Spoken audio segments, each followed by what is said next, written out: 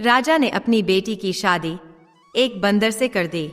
फिर क्या हुआ, देखिए राजकुमारी और बंदर की कहानी। पुराने समय में एक महान राजा था। एक दिन वह राजा अपने मंत्रियों के साथ घूमने के लिए जंगल गया। जंगल के पास तंबू लगाया गया। भोजन का समय हुआ तो पंगत सजाई गई। तभी राजा ने देखा कि एक बड़े पेड़ पर एक बंदर शांति से सब कुछ देख रहा है। उसमें बंदरों जैसी कोई भी हलचल नहीं थी। राजा ने कहा, थोड़ा सा खाना उस बंदर के सामने रखो। नौकरों ने थोड़ा खाना बंदर के सामने रखा। बंदर पेड़ से उतरकर एक पत्ते पर कुछ लिखने लगा। फिर बंदर ने वह पत्ता राजा को दिया। उस पर लिखा था, मैं ऐसा भोजन नहीं खाऊंगा, बल्कि जैसे पंगत राजा के लिए सजाई गई है वैसे ही मेरे लिए भी सजाई जाए। राजा को यह देखकर बहुत आश्चर्य हुआ। राजा ने हुक्म दिया कि उसके लिए भी वैसे ही पंगत सजाई जाए जैसे मेरे लिए सजाई गई है। उसके बाद बंदर पेड़ से उतरा और भोजन करने के बाद फिर से पेड़ पर चढ़ गया। अचानक आकाश में काले बादल छा गए। नौकरों ने तुरंत सारा सामान उठा लिया। राजा ने नौकरों से कहा, एक कपड़े का टुकड़ा बंदर को दो, नहीं तो वह भीग जाएगा। नौकरों ने कपड़े का टुकड़ा बंदर के पास लाकर रखा। बंदर ने फिर से एक पत्ते पर कुछ लिखकर राजा को दिया। उस पर लिखा था, जैसा तंबू राजा के लिए लगाया गया है वैसा ही तंबू मेरे लिए भी लगाया जाए। राजा के आदेशानुसार वैसा ही तंबू बंदर के लिए भी लगाया गया। तभी बारिश शुरू हो गई। बंदर पेड़ से उतरकर अपने तंबू में चला गया। कुछ दिनों बाद राजा जब वापस जाने वाला था तब राजा ने नौकरों से कहा, जाकर बंदर से पूछो कि क्या वह हमारे साथ आने के लिए तैयार है। बंदर ने फिर से एक चिट्ठी लिखी, जैसा हाथी राजा के लिए तैयार किया गया है वैसा ही हाथी मेरे लिए भी तैयार किया जाए, तभी मैं आऊंगा। राजा को बंदर में बहुत रुचि होने लगी और उसने उसके लिए भी उसके जैसे ही सवारी तैयार की।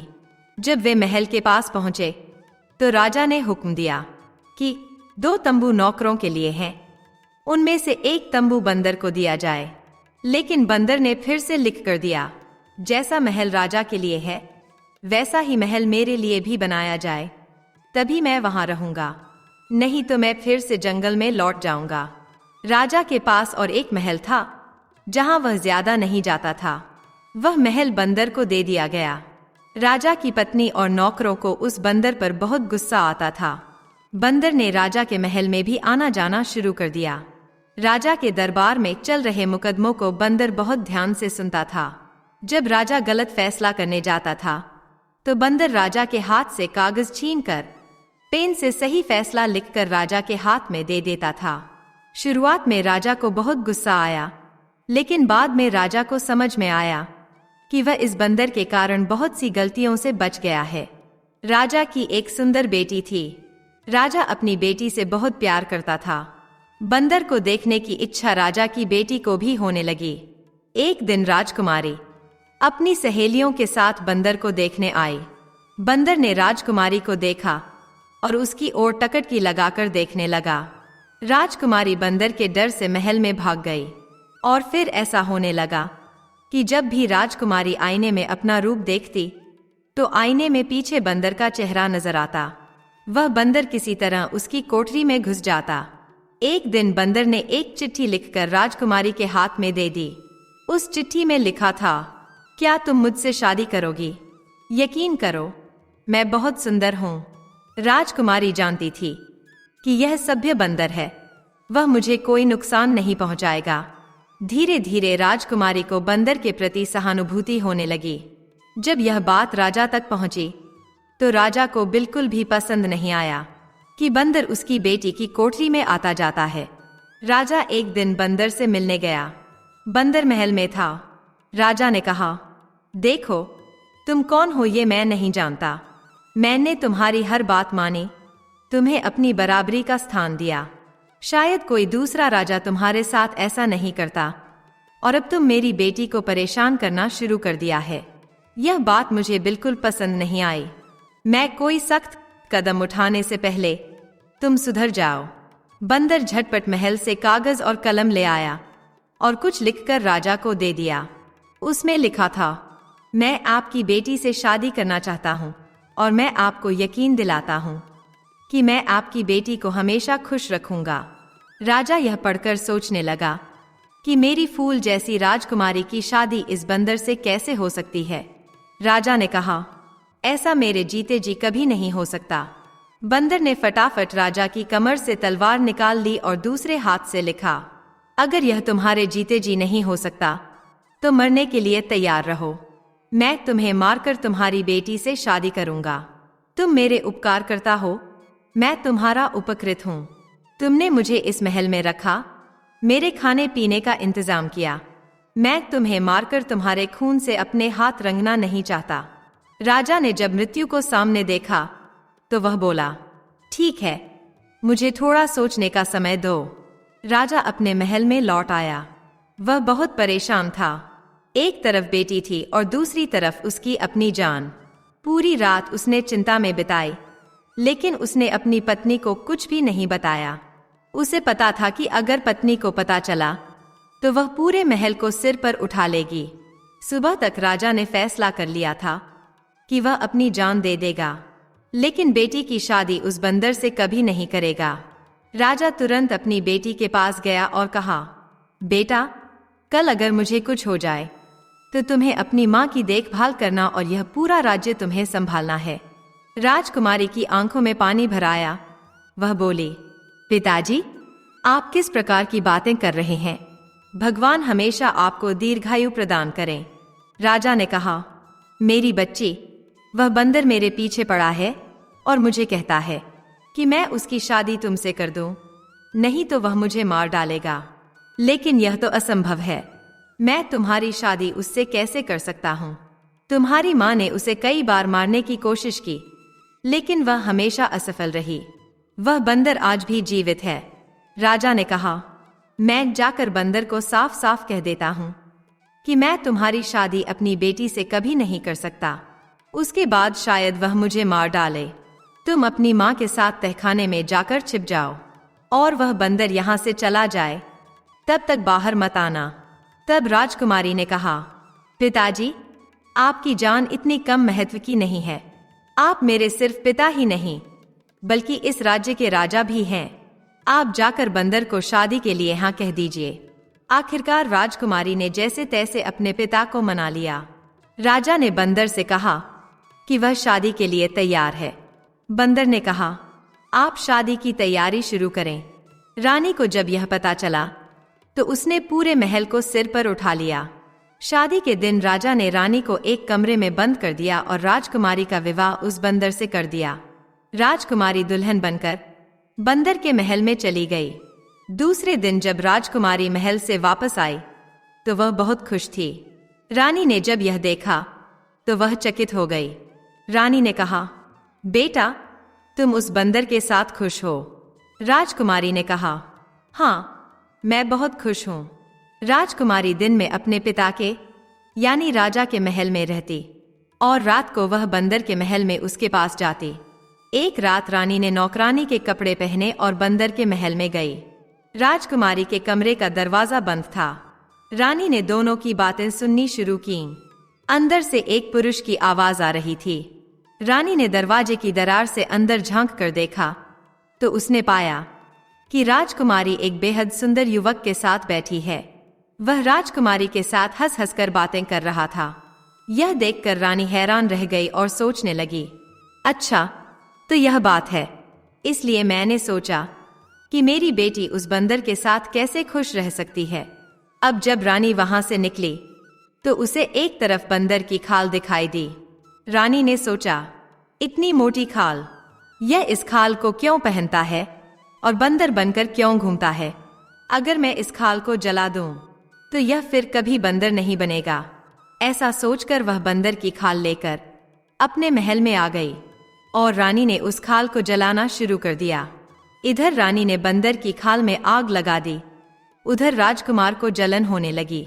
राजकुमार बचाओ बचाओ चिल्लाते हुए गायब हो गया।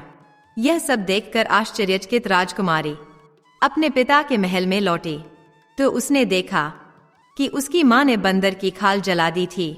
राजकुमारी ने जल्दी से उस आग को बुझाया राजकुमारी को पता चला कि यह उसकी माँ का काम है।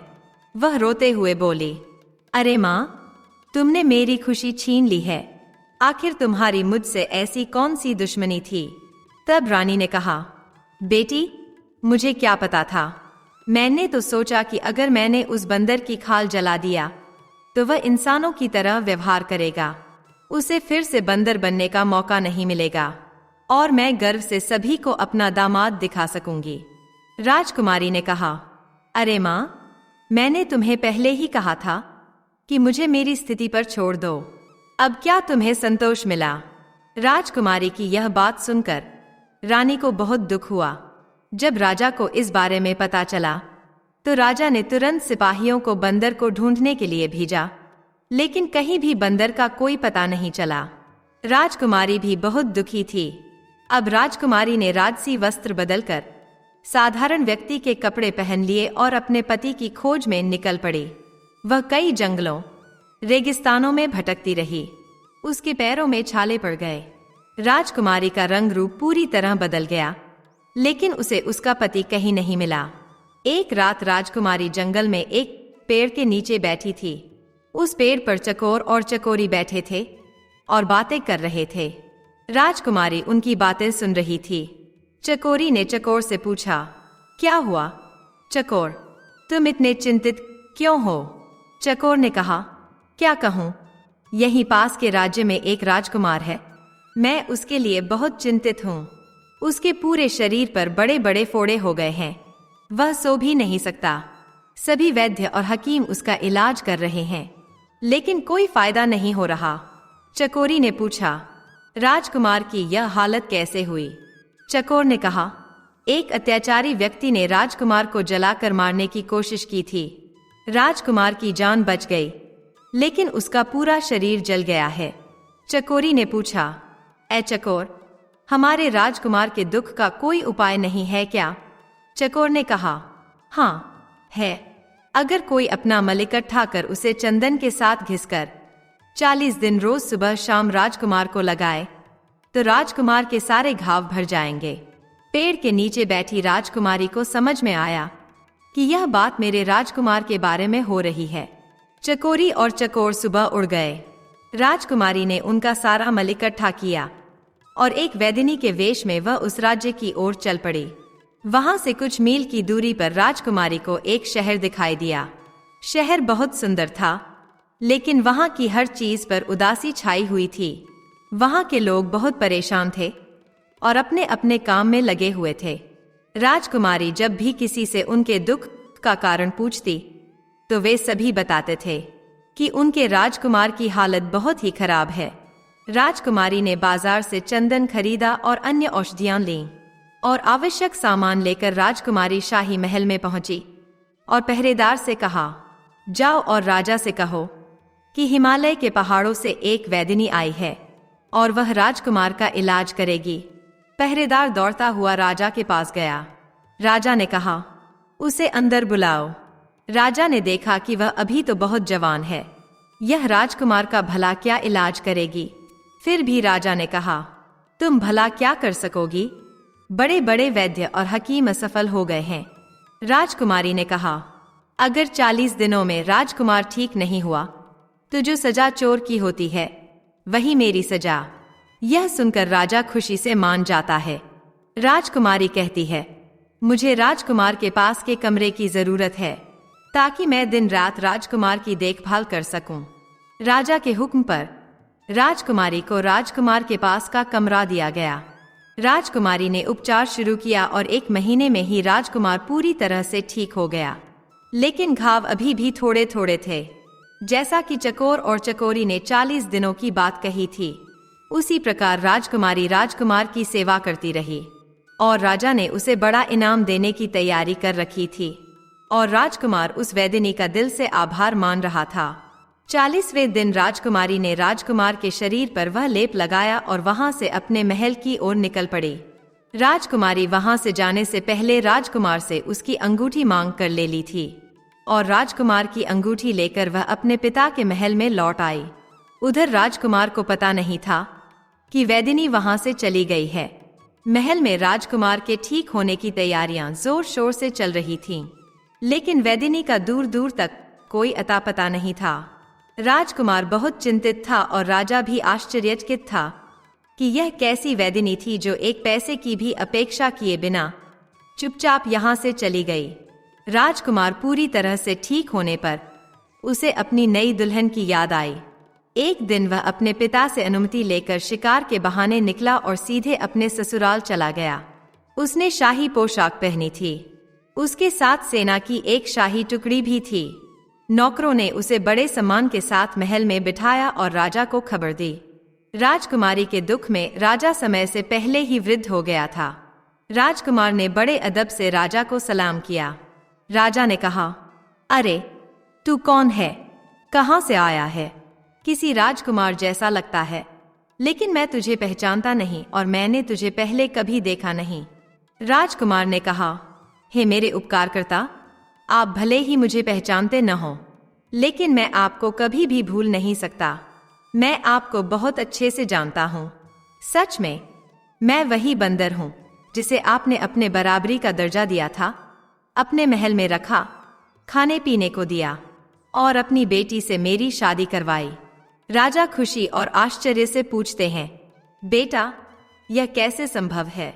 राजकुमार ने कहा, मैं आपको अपनी कहानी बाद में बताऊंगा, पहले बताइए मेरी पत्नी कहाँ है? राजा ने कहा, बेटा तुम्हारे जाने के बाद वह उसी महल में अकेली ही रहती है। राजकुमार खुशी से महल की ओर चला गया। दुखी अवस्था में राजकुमारी बैठी थी। फूल जैसे चेहरे पर मलिनता छाई हुई थी। राजकुमार को सामने देखकर राजकुमारी को विश्वास ही नहीं हुआ। राजकुमार ने कहा, हाँ राजकुमारी, तुम्हारे प्रेम ने मुझे यहाँ खींच लाया है। तुम्हारी माँ ने मुझे मारने में कोई कमी नहीं छोड़ी थी। मेरा सारा शरीर बड़े बड़े घावों से भरा हुआ था। मेरी बचने की तो कोई भी उम्मीद नहीं थी। राजकुमारी ने पूछा, तो फिर आप कैसे ठीक हो गए? राजकुमार ने उसे सब कुछ बताया। तब राजकुमारी ने पूछा, अच्छा तो आपने उस वैदिनी को जरूर बहुत सारा धन दिया होगा। राजकुमार ने बताया, नहीं, आश्चर्य की बात है कि उसने हमसे कुछ भी नहीं लिया, सिर्फ मेरी अंगूठी ली और वह वहां से चुपचाप चली गई। राजकुमारी ने उसे अंगूठी दिखाकर पूछा, क्या यह आपकी अंगूठी है? राजकुमार ने उत्तर दिया, हाँ, लेकिन यह आपके पास कैसे आई? राजकुमारी ने कहा, क्योंकि वह वैदिनी कोई और नहीं बल्कि मैं ही थी। फिर राजकुमारी ने उसे पूरी बात बताई। राजकुमारी ने कहा, मेरी माँ भी आपकी दुश्मन नहीं थी। जब मेरी माँ ने आपको इंसान के रूप में बदला हुआ देखा तो उसने बंदर की खाल जला दी ताकि यह खाल न रहे और आप फिर से बंदर न बने। राजकुमारी ने कहा, गलती आपकी भी है, क्योंकि आपने मुझे कभी भी बंदर बनने का कारण बताया ही नहीं, वरना मैं उस खाल की अपनी जान से ज्यादा देखभाल करती। राजकुमार ने कहा, सच में मुझे कभी भी यह सब बताने का मौका ही नहीं मिला। करीब 1 साल पहले की बात है। मैं शिकार के लिए निकला था और मेरे साथ सिपाही भी थे। जंगल में मुझे एक हिरण दिखा। मैंने उस पर तीर चलाया। वह हिरण मेरी नजरों से ओझल हो गया। मैं उस हिरण की तलाश में निकला। मैं इतना आगे निकल गया कि मेरे साथ के सभी सिपाही पीछे रह गए। मैं अपने सैनिकों से अलग पड़ गया था। मैंने देखा कि एक पेड़ के पास एक साधु बैठे थे। उनके साथ एक 10-12 साल का लड़का भी बैठा था। वह साधु रो रहे थे। उस लड़के के पैर से खून बह रहा था। वह साधु रो रो कर उस व्यक्ति को बद्दुआ दे रहे थे जिसने उस लड़के के पैर पर तीर मारा था। मुझे देखकर साधु गुस्से में बोले, तू इंसान है या बंदर? बस यह उनके कहने की देर थी। मैं तुरंत इंसान से बंदर के रूप में बदल गया। वह साधु मुझसे बोले, अब जंगल जंगल भटकते फिर, तुझे कहीं भी ठिकाना नहीं मिलेगा। उनके श्राप और मेरी हालत से मैं इतना परेशान हो गया कि मैंने उनके पैर पकड़ लिए। रो रो कर उनसे माफी मांगने लगा। मेरी वह हालत देखकर उस लड़के को मुझ पर दया आई। उसने साधु से कहा, महाराज, जब आदमी अपनी गलती मान लेता है तो उसे माफ करना चाहिए। आपको उसे माफ कर देना चाहिए। लड़के ने बहुत आग्रह किया। तब साधु बोले, देख, इससे सीख। तूने इसके साथ क्या किया और फिर भी इसके मन में तेरे लिए दया है। ठीक है, मैं अपना श्राप वापस नहीं ले सकता, लेकिन उसे कम कर सकता हूँ। 1 साल तक तू बंदर ही रहेगा। जब कोई लड़की तुझसे सहानुभूति से शादी करने के लिए तैयार होगी, तब तू अपनी मूल अवस्था में लौटेगा। अगर 1 साल पहले तेरा विवाह हो गया, तो सिर्फ अपनी पत्नी के सामने ही तू इंसान के रूप में रहेगा। मजबूरी में मैं वहां से चला गया। मैं अपने महल में भी वापस नहीं जा सकता था और मेरा कोई दूसरा ठिकाना भी नहीं था। 6 महीने तक मैं जंगल में ही भटकता रहा। फिर उसके बाद मेरी मुलाकात तुम्हारे पिता से जंगल में हुई, जो मुझे वहां से अपने महल में ले आए। फिर राजा ने तुम्हारी शादी मुझसे कर दी और आगे की सब बातें तुम अच्छे से जानती हो। राजकुमार की यह सारी बात रानी और राजा ने भी सुनी। तब रानी ने राजकुमार से माफी मांगी और राजकुमार ने रानी को माफ किया। राजा ने कहा, हमारा बेटा नहीं है, तुम मेरे पास रहोगे क्या? राजकुमार ने कहा, अभी मुझे मेरी पत्नी को लेकर मेरे महल में जाने दीजिए। मुझे अपने पिता से उसकी मुलाकात करानी है और अपने राज्य की और अपनी प्रजा की भी देखभाल करनी है। लेकिन मैं आपको वचन देता हूँ, मैं आपको मिलने जरूर आता रहूंगा। उसके बाद राजकुमार अपनी पत्नी को लेकर अपने पिता के पास गया और फिर दोनों ने खुशी खुशी अपना जीवन जीना शुरू किया। दोस्तों, आज की कहानी पसंद आई हो तो वीडियो को लाइक करना न भूलें। मिलते हैं अगले ऐसे ही एक ज्ञानवर्धक वीडियो में एक नई चर्चा के साथ। आप सभी का मन से धन्यवाद। ओम नमो नारायणाय। जय श्री राम, जय श्री हनुमान, जय श्री कृष्ण, जय माता लक्ष्मी।